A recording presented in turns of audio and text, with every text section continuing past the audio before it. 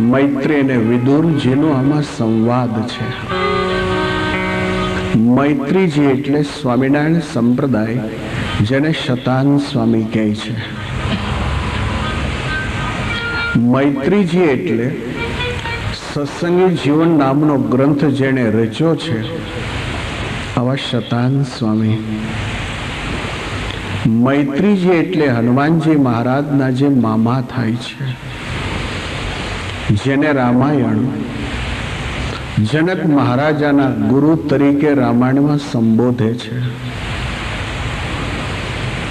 તો રામાયણ કાળમાં અહલ્યાજી થકી જેનો જન્મ છે, આવા શતાનંદજી મિથિલામાં જનક મહારાજાના ગુરુ સ્થાને રહી આ રાજકુટુંબને યોગ્ય માર્ગદર્શન આપતા હતા. એ શતાનંદજી ભગવાન સીતારામજીનું લગ્ન કરાવ્યા પછી મને પણ ભગવાન શ્રી સીતારામજીની પ્રાપ્તિ થાવ આવી ઈચ્છાથી વર્ષો સુધી સાધના કરેલી. રામાયણ જેણે ધ્યાનથી વાંચી હોય એને ખ્યાલ હોય, રામાયણ છે સહેલો ગ્રંથ, પણ કઠિન બહુ છે. રામાયણ તો નાનું બચ્ચું હોય ને એને પણ ખ્યાલ હોય કે કઈના કહેવાથી દશરથજીએ 2 વચન માન્ય રાખ્યા, ભગવાનને વનવાસ થયો. આ વાત તો નાના બચ્ચાને આવડતી હોય. રામાયણની વાત બહુ સહેલી છે, પણ એના મિનિંગ બહુ કઠિન છે, મગજમાં બેસેલી એવા છે. ભગવાન સીતારામજીની એક એક કથા બહુ સમજવામાં કઠિનાઈ પડે એવી કથાઓ છે. ડીપમાં જઈને જો વિચારશો તો એ કથા બુદ્ધિમાં બેસાડવી જ અઘરી છે. તો રામાયણ જેણે ધ્યાનથી સાંભળી હશે એને બરાબર ખ્યાલ હોય કે શતાનંદજી કોણ છે. આ શતાનંદજી સીતારામજીના લગ્ન પછીથી એવું વિચારતા હતા કે મને પણ ભગવાન સીતારામજીનો યોગ થાવ. એને માટે વર્ષો સુધી સાધના કરી. ભગવાન સીતારામજી પ્રસન્ન થયા ત્યારે શતાનજીએ માગણી કરી કે મને તમારા ચરણની સેવા મળો. ભગવાન રઘુનાથજી એમ કહે છે, શતાનંદજી માગણી તો મને ખૂબ ગમી, પણ સીતાજીએ ભૂમિ પ્રવેશ કર્યા પછીથી હું મારા રાજમહેલમાં કોઈ દાસ દાસીને પ્રવેશ નથી કરવા દેતો. હું સ્વયં છાદડી ઉપર કાયમ શયન કરું છું. મારી સેવા હું જાતે જ કરી લઉં છું.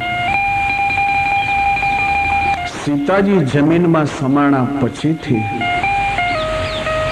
હું કોઈની સાથે બૌદ્ધાય ચર્ચામાં ખુશી નથી. એટલે તમારી માગણીને હું સંતોષી નહીં શકું, પણ ફરીવાર જ્યારે મનુષ્ય શરીરે આ લોકમાં આવીશ ત્યારે તમારી માગણીને હું સફળ કરીશ.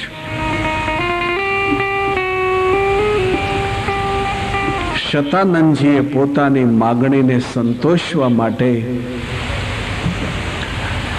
રામાયણનો યુગ પૂરો થયો, મહાભારત યુગ ચાલુ થયો ત્યારે શતાનંદજી મૈત્રેય નામથી પ્રસિદ્ધિને પામ્યા, જેની કથા તૃતીય સ્કંદમાં આવે છે. આ મૈત્રીજીએ વર્ષો સુધી સાધના કરી. ભગવાન દ્વારિકેશ પ્રસન્ન થયા છે, માગો. મૈત્રીજીએ માગણી કરી છે કે મને તમારા સમીપપણાની સેવા પ્રાપ્ત થાવ. ભગવાન દ્વારકાધીશ કહે છે, મને તમે મુશ્કેલીમાં મૂક્યો. 16,008 રાણીઓ રાજમહેલમાં છે,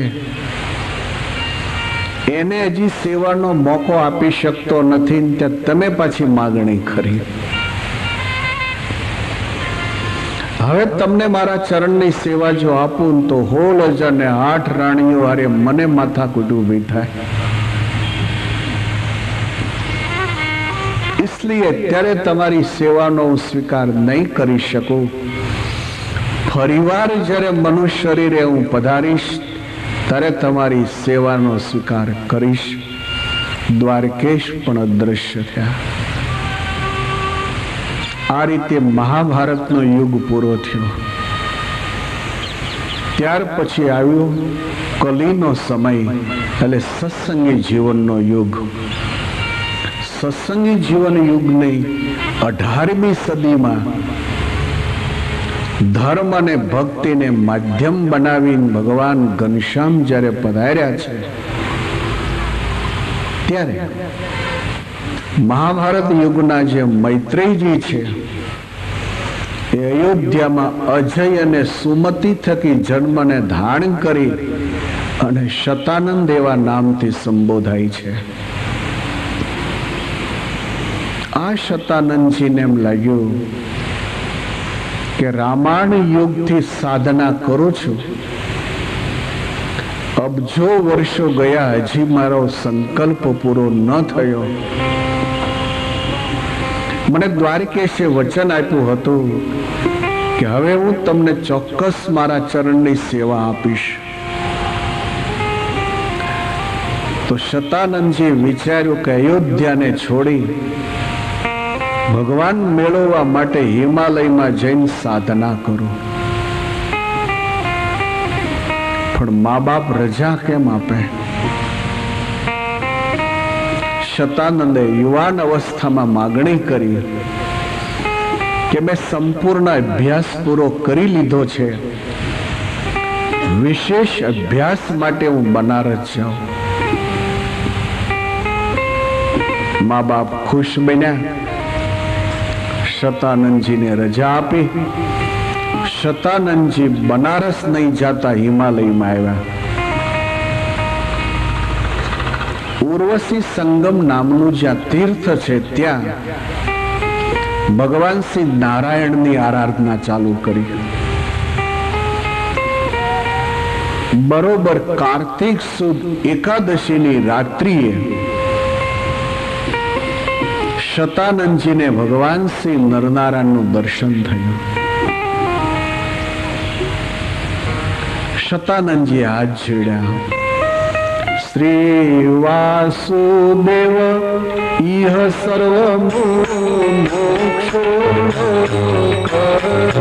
શ્રી વાસુદેવ ઇહ સર્વ મોક્ષો, શ્રી વાસુદેવ ઇહ સર્વ મોક્ષો,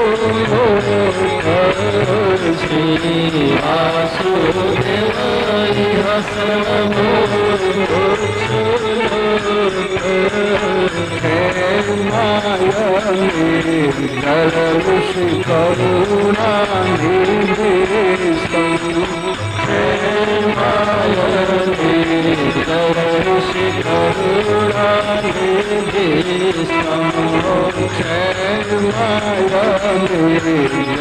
દર્શિ કરુણા નિધિ, હે માયને દર્શિ કરુણા નિધિ,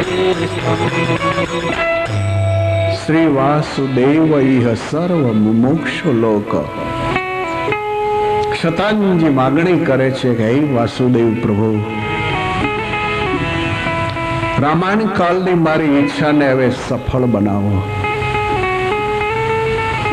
ભગવાન શ્રી નારાયણ એમ કહે છે કે જી ચાહે વહ માંગ લીજીએ. શતાનંદજી ખુશ થઈ ગયા કે આજ ભગવાન બદ્રીપતિ શ્રી નરનારાયણ એમ કહે છે મનમાં આવે માગી લ્યો, આજ આપીશ. ત્યારે શતાનંદજી હાથ જોડ્યા છે. સિદ્ધેશ્વર્યાદિ નેચામિ તત્વમ કિમપી પ્રભો. આ ભાગવતજીની કથા નથી, હું તમને છેડો બતાવું છું. મૈત્રી કોણ હતા? રામાયણ કાળની રામાયણ, મહાભારત યુગનું ભાગવત અને 18મી સદીનું સત્સંગી જીવન ગ્રંથ, આ ત્રણેય ગ્રંથોમાં મૈત્રીજીની શું સ્થિતિ છે એ બતાવું છું. હિન્દુ ગ્રંથો એકબીજાની સાથે દ્રષ્ટિ રાખીને ચાલેલા ગ્રંથો છે, પરંતુ અપૂરતા અભ્યાસને કારણે ઘણીક વાર આપણે એવું માનતા હોઈએ છીએ કે રામાયણ જ મહાન છે, ભાગવત, મહાભારત, સત્સંગી જીવન એ તો બધા સમજી આવે. તો ભાગવતજીને માનનારી વ્યક્તિ એવું કહેતી હોય છે કે ભાગવત જ સર્વોત્તમ ગ્રંથ છે, રામાયણ છે એ તો બધા સમજી આવે. તો સત્સંગી જીવનને માનનારો સમાજ એવું કહેતો હોય છે કે આ ગ્રંથ જ મહાન છે, બાકી બધા ભાજી મોળા છે.